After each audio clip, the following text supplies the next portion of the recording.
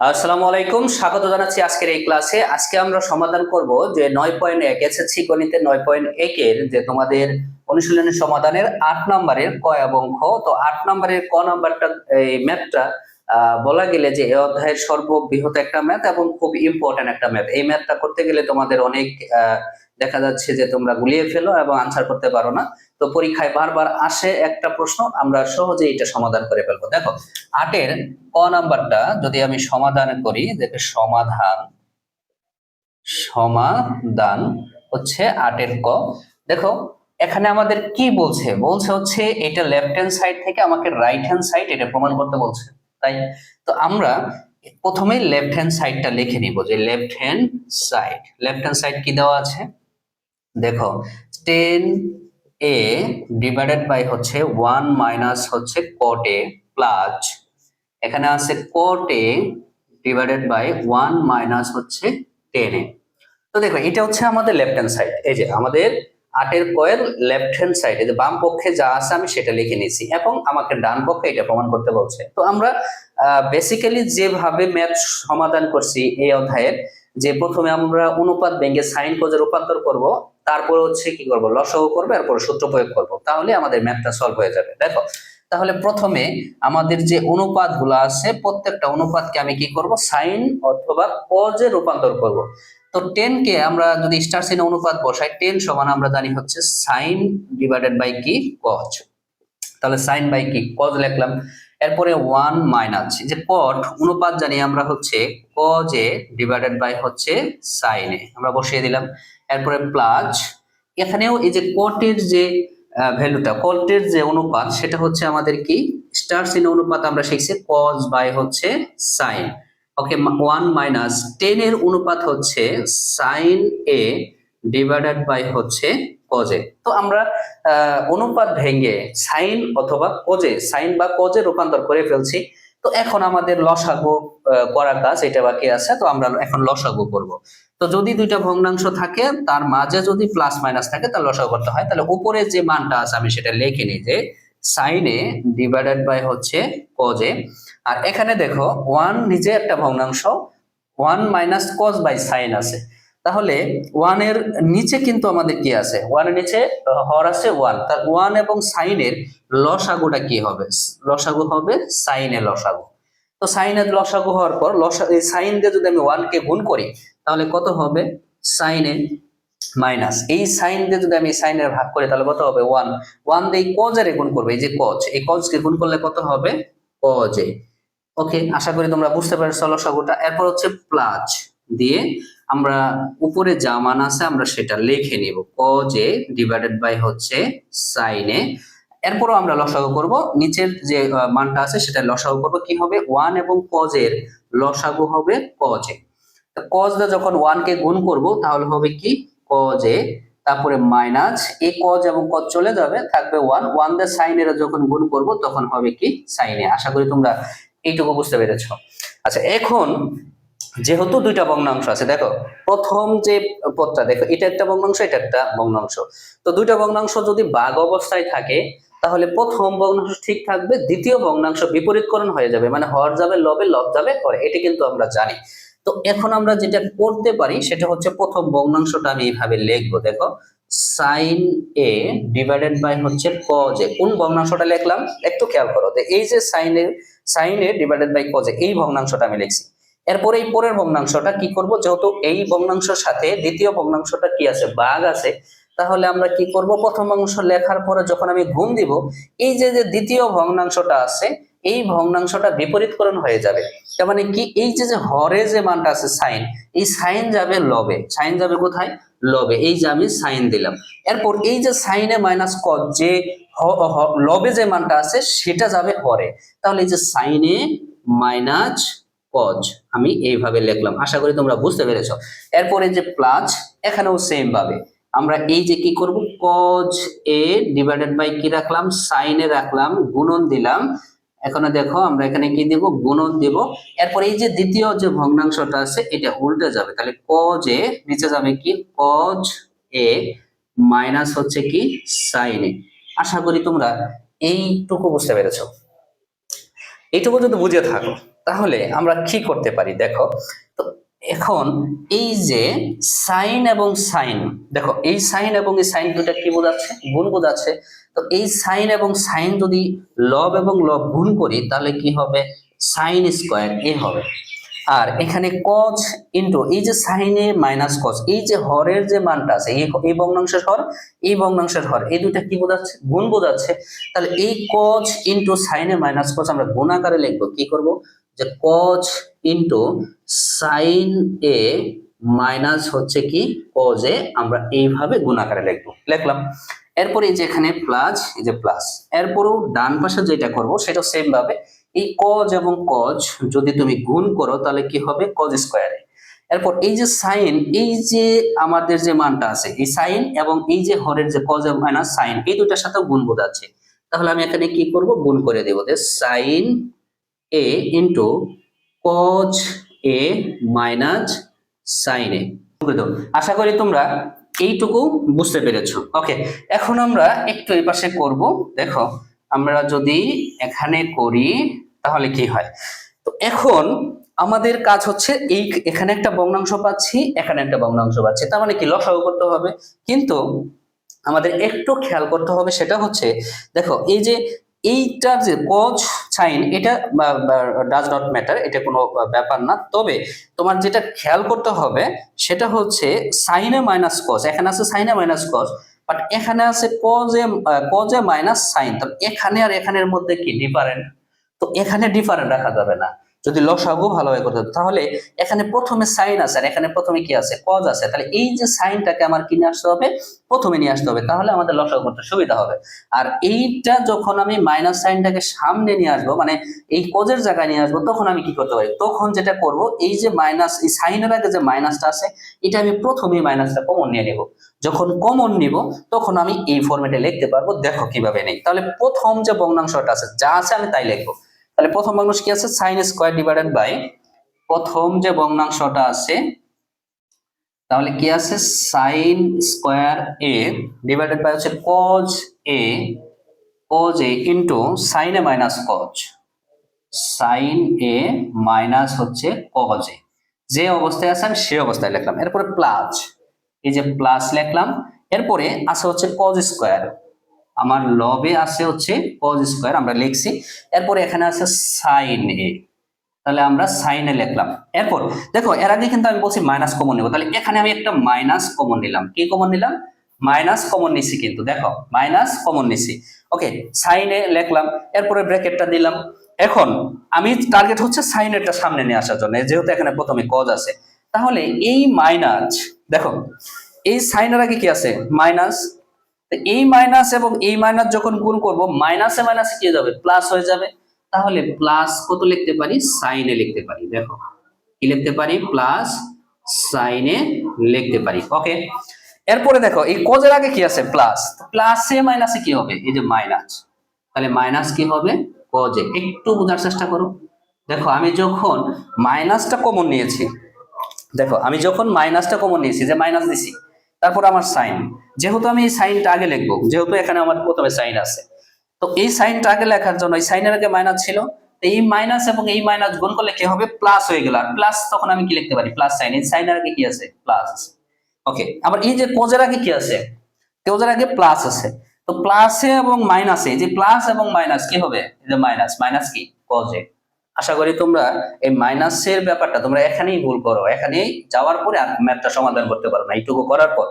তো আশা করি তোমরা এইটা ক্লিয়ার হয়ে গেছো কি কারণে এই আমরা এই ফরম্যাটটা আমরা চেঞ্জ করতে পারি। ওকে, তো এরপরে আমরা যেটা করব, এখানে যা আছে তাই, যা আছে তাই লেখো, যে sine square cos A into sine A minus cos এ।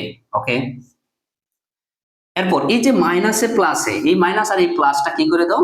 গুণ করে দাও। মাইনাসে প্লাসে মাইনাস, আর এখানে যা হবে কজ স্কয়ার এ, আর নিচে থাকবে সাইন এ, আর এখানে থাকবে সাইন এ মাইনাস কজ। আশা করি তোমরা প্রিয় শিক্ষার্থীরা এই পর্যন্ত বুঝতে পেরেছো। এখন আমাদের যেটা করতে হবে, এখন আমরা নিঃসন্দেহে কি করতে পারি? লসাগু করতে পারি। তো এই যে হর, এই যে হর, এই দুইটা হরের এখানে দেখো সাইনে মাইনাস কস, এই সাইনে মাইনাস কস, তার মানে একই মান। যদি একই মান থাকে সেটা হবে আমাদের একটা লসাগু। তাহলে আমরা লিখে নিই যে সাইনে মাইনাস কজ। এবং এই যে এখানে কজ আছে, এখানে সাইন আছে, তাহলে দুইটা ভিন্ন রকম, তাহলে দুইটাই হবে আমাদের লসাগু। তাহলে কি হবে? কজ এ ইন্টু সাইন এ। তাহলে আমাদের লসাগুটা কি পাইলাম? দেখো, এই যে কস সাইন দুইটা লসাগু পাইলাম, কারণ লসাগুতে যদি সাধারণ কোনো উৎপাদক না থাকলে দুইটা কি করতে হয়? গুণ করতে হয়। তাহলে আমাদের যেহেতু কস এবং সাইনের মধ্যে সাধারণ কোনো উৎপাদক নাই, তার মানে সাইন এবং কসটা কি করব? গুণ করব। এবং সাইনে মাইনাস কস এবং সাইনে মাইনাস কস, যেহেতু যদি লসাগুর মধ্যে একই উপাদান থাকে তাহলে সেটাই হবে আমাদের লসাগু। তাহলে সাইনে মাইনাস কস, সাইনে মাইনাস কস, সাইনে মাইনাস কস একটা লিখতে পারবো। যদি একাধিকও থাকতো তাহলে আমরা কয়টা লিখতে পারতাম? একটা লিখতে পারতাম। ওকে, আশা করি তোমরা এই লসাগুটা বুঝতে পেরেছো। এখন যেটা করব, এই লসাগুকে আমরা এই প্রথম ভগ্নাংশের হর দ্বারা ভাগ করব। যে প্রথম ভগ্নাংশের হর কি আছে, এই যে প্রথম ভগ্নাংশের হর, দেখো প্রথম ভগ্নাংশের হর আছে এটা। তো এইটা দিয়ে যদি আমি এটাকে ভাগ করি তাহলে সাইনে মাইনাস কস, সাইনে মাইনাস কস চলে যাবে। ওকে, এরপরে এই যে কজ এবং কজ চলে যাবে, থাকবে কি? শুধুমাত্র সাইন থাকবে। এই লাইনগুলো একটু ভালো করে বুঝো। দেখো, কজ কজ চলে যাবে, সাইনে মাইনাস কস, সাইনে মাইনাস কজ চলে যাবে, থাকবে কি? সাইন। এই সাইন এবং সাইন স্কয়ার তুমি যদি গুণ করো তাহলে হবে সাইন কিউব এ। আশা করি তোমরা বুঝতে পেরেছো, একটু খেয়াল করে। এরপর হচ্ছে মাইনাস, এই যে মাইনাস আছে, এই যে মাইনাস, এখানেও সেম, এই যে সাইন এবং সাইন চলে যাবে, সাইনে মাইনাস কজ চলে যাবে, থাকলো কি? এখানে কজ থাকবে।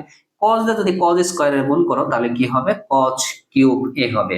আশা করি তোমরা এটুকু বুঝতে পেরেছো। ওকে, এইটুকু যদি বুঝে থাকো, তারপর আমরা কি করব? সূত্র প্রয়োগ করব উপরে। দেখো, এই যে এ কিউব মাইনাস বি কিউব, আমরা কি সূত্র জানি? তো এ কিউব মাইনাস বি কিউবের যে আমরা সূত্র জানি সেটা হচ্ছে এ minus B A square plus A B plus হচ্ছে বি স্কয়ার। এই সূত্রটা আমরা জানি। তো এই সূত্রটা আমরা বসাবো। দেখো, এ কে ধরবো সাইন আর বি কে ধরবো হচ্ছে কজ। একটু দেখো, এই সাইন কে আমরা এ ধরছি আর কজ কে আমরা কি ধরছি? বি ধরছি। তাহলে কি হবে? এ কিউব মাইনাস বি কিউব। তাহলে আমরা কি লিখতে পারি? এ মাইনাস বি।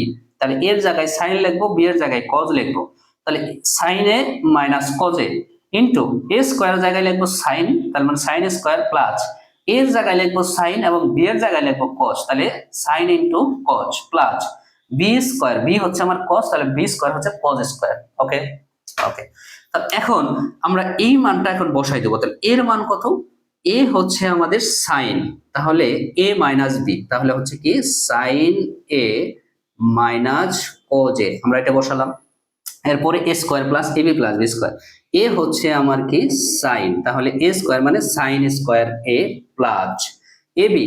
এ হচ্ছে আমার সাইন আর বি হচ্ছে আমার কজ, তাহলে sine A into cos plus B square, এই যে বি হচ্ছে আমার কজ, তাহলে কি হবে? বি স্কয়ার মানে কজ স্কয়ার। আশা করি তোমরা এই সূত্রটা আমি কিভাবে বসালাম, কিভাবে প্রয়োগ করলাম সেটা তোমরা বুঝতে পেরেছো। এরপর আমরা নিচে যা আছে আমি সেটাই লিখবো। দেখে কি আছে? Cos A into sine A, তারপরে আছে হচ্ছে sine A minus cos A. দেখো, উপরে কি করছি?